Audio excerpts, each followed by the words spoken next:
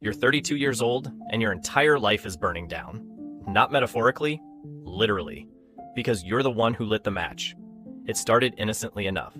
You became a firefighter because your old man was one, and his old man before him. 3 generations of heroes running into buildings while everyone else runs out. The academy was brutal, but you made it through. You graduated with honors, got assigned to Station 19 in a mid-sized city, and spent your first 2 years being exactly what you trained to be. Competent, reliable, unremarkable. But unremarkable doesn't pay the bills when your wife gets diagnosed with stage 3 lymphoma. Insurance covers some of it, sure, but some is a funny word when the experimental treatment that might actually save her costs 40 grand out of pocket. You picked up extra shifts until your captain told you to go home before you collapsed. You sold everything that wasn't nailed down. Your parents are dead, her parents are broke, and the GoFundMe page raised $800 before people stopped pretending to care.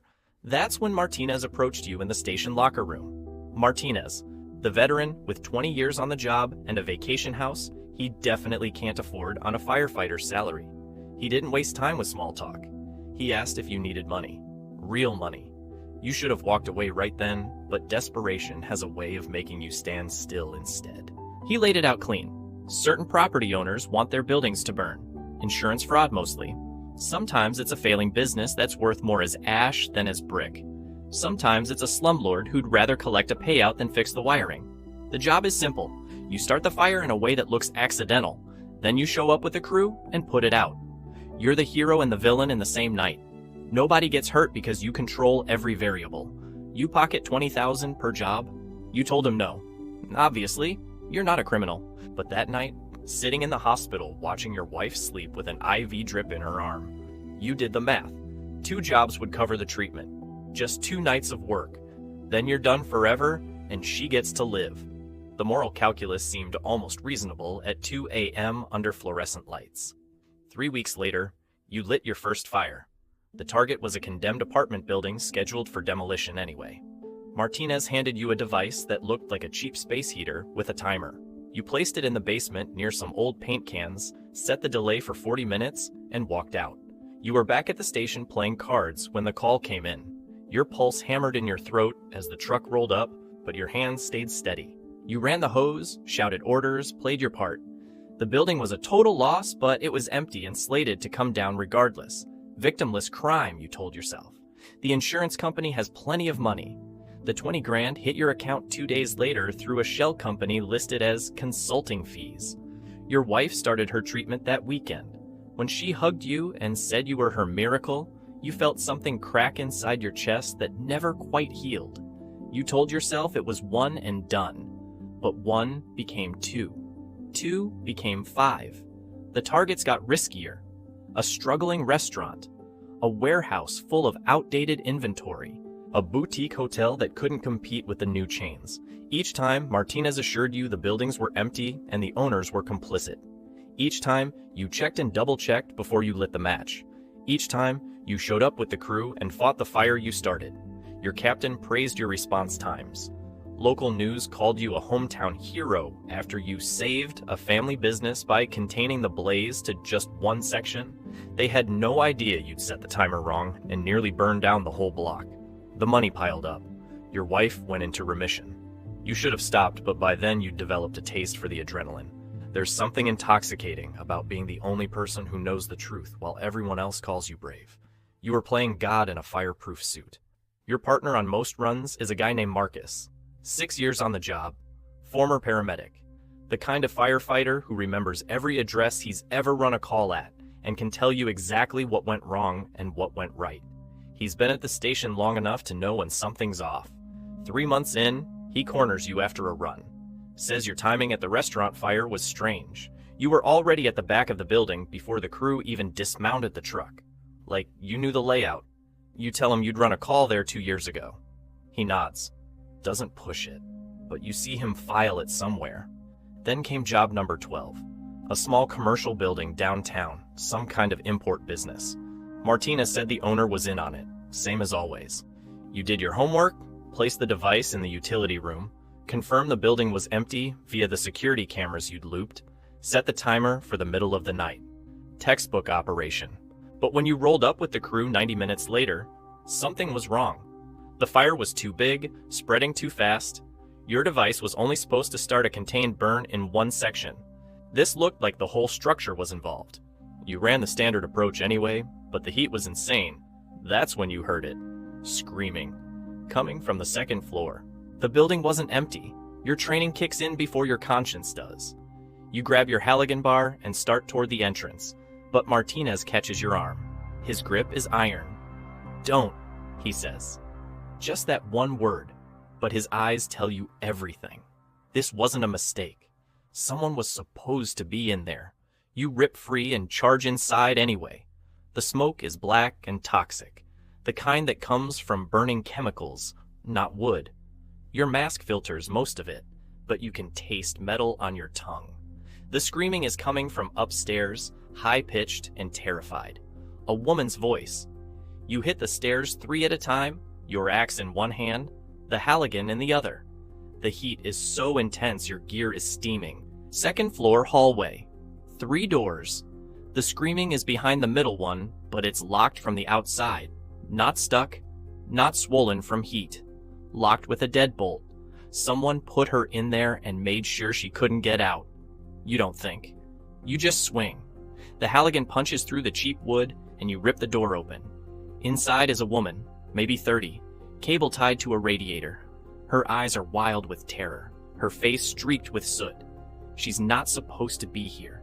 She's supposed to be dead. You cut the zip ties with your knife and haul her up. She's sobbing, trying to say something in a language you don't recognize. You just shake your head and point toward the stairs. No time for questions. The floor beneath you groans like it's about to give. You half carry, half drag her to the stairwell. The fire has spread to the first floor now, blocking your original entry. You pivot toward the back exit, praying it's still clear. The woman stumbles, and you catch her before she falls. Your radio is screaming with traffic. The captain is calling for everyone to evacuate. The structure is compromised. But you're not out yet. You kick open the back door and stumble into the alley. Fresh air hits you like a slap. The woman collapses onto the pavement, coughing violently. You rip off your mask and suck in oxygen, your lungs burning. Other firefighters rush over, wrapping the woman in a blanket, checking her vitals. Someone claps you on the shoulder and calls you a hero again. You want to vomit. Marcus is the one who claps you on the shoulder. He looks at you for a second too long before turning back to the woman on the pavement. Later, at the station, he pulls you aside. He doesn't ask questions. He just says, "I don't know what's going on." But whatever it is, it ends here. You don't answer. You don't have to. He already knows. Martinez is watching from across the street. His face is unreadable, but you know what he's thinking. You just saved the person you were paid to kill. You just signed your own death warrant. 3 days later, you're called to a meeting. Not at the station. At a construction site after hours. You know what this is. You consider running, but where would you go? Your wife just finished chemo. Your daughter starts college in the fall. You've got roots now, chains you forged yourself. So, you show up. Martinez is there with 2 men you've never seen before. They don't look like firefighters. They look like accountants, which somehow makes them more terrifying. The taller one speaks first. His voice is soft, almost gentle. He says there was a significant investment in that building burning completely. The woman you saved was a witness in a federal case. She wasn't supposed to testify next month. Now she will. That's a problem. You try to explain. You're a firefighter. You couldn't just let someone burn. It's not who you are. The man nods sympathetically, like he understands completely. Then he slides a folder across the table. Inside are photos. Your wife at the grocery store, your daughter at her dorm, your mother at church. The message is crystal clear.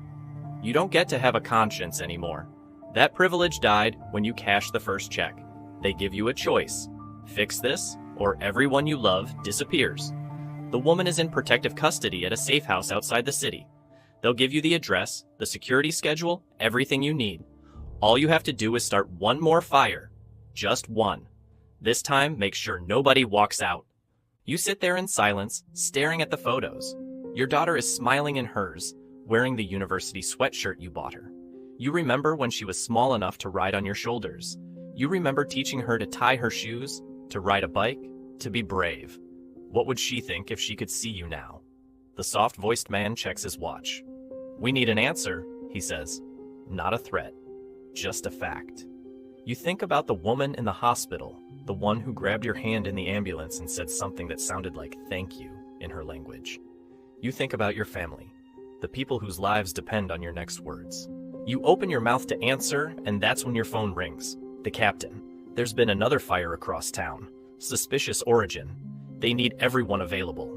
You stand up, and the soft-voiced man raises an eyebrow. Where do you think you're going? You look him dead in the eye. To put out a fire. You walk out before they can respond. Your hands shake as you climb into the truck, but not from fear.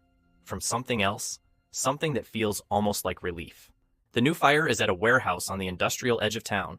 When you arrive, the flames are already eating through the roof, sending columns of black smoke into the dawn sky. The captain briefs the team. The building's supposed to be empty, but a security guard called it in and hasn't been seen since. The structure's compromised. Nobody goes in unless absolutely necessary. You volunteer immediately. You gear up and push through the entrance. The heat hits you like a physical wall. Your training takes over, muscle memory guiding you through the smoke. The building groans around you. Support beams crack overhead. Your radio crackles with the captain ordering a general evacuation. You've got 2 minutes, maybe less. That's when you see him. Not the security guard, Martinez. He's in full gear, 40 feet away through the flames, staring at you. He wasn't on the call, but here he is, and suddenly you understand. They sent him to make sure you don't come out. He moves towards you deliberately. The flames have cut off both exits behind you. You charge directly at Martinez. He expects you to fight. Instead, you grab him and drag him sideways toward the weakest part of the floor, the section that's about to collapse. He realizes what you're doing too late. The floor gives way beneath you both. You fall through flames and darkness, hitting the ground floor hard enough to crack ribs. Your mask is torn away. Smoke fills your lungs. Through the haze, you see Martinez 10 feet away, not moving. His leg is twisted at an impossible angle. You could leave him. Should leave him. The building's coming down in seconds, but you crawl toward him anyway. You grab Martinez under the arms and drag him toward a gap in the wall. 30 feet, 20. The ceiling is raining fire. Your vision narrows to a tunnel. 10 feet, 5. You shove Martinez through the gap just as the main support gives way. The building folds in on itself. You feel yourself being pulled backward, then sudden hands grabbing your coat, yanking you forward into the light. Marcus. He's the one who grabbed you. He's not supposed to be inside either. The captain pulled everyone out. He came back in anyway. You're on your back on the concrete, staring up at the sky. It's starting to rain. Marcus crouches beside you, says nothing. Just checks your breathing. That's all he does. That's all he needs to do. The soft-voiced man appears at the edge of the scene. He looks at you on the ground, at Martinez being loaded into an ambulance, at Marcus standing over you. He does the math, then he walks away without a word.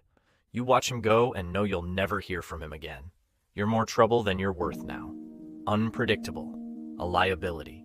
Your captain crouches beside you. What the hell were you thinking going back in? You cough smoke. Habit, you say. He shakes his head, stands up, walks away to handle the scene. Marcus stays. He doesn't say I told you so. He doesn't say anything. He sits on the concrete next to you in the rain, while the warehouse finishes collapsing and the sky gets lighter, and the shift ends the way shifts end. Not with resolution, just with the next thing starting. 3 weeks later, you hand in your papers. Early retirement. The captain doesn't push for reasons. He's seen enough to know when someone has used up everything they had. The pension is smaller than it should be. The address is different. The life is quieter. Whether it's enough is a question you don't have an answer to yet. You think about the woman sometimes, the one attached to the radiator, whether she testified. Whether it mattered, you'll never know. That's the part nobody tells you about doing the right thing in the wrong situation. You don't always get to find out if it was worth it. You just live with having done it. And some mornings, that's almost enough.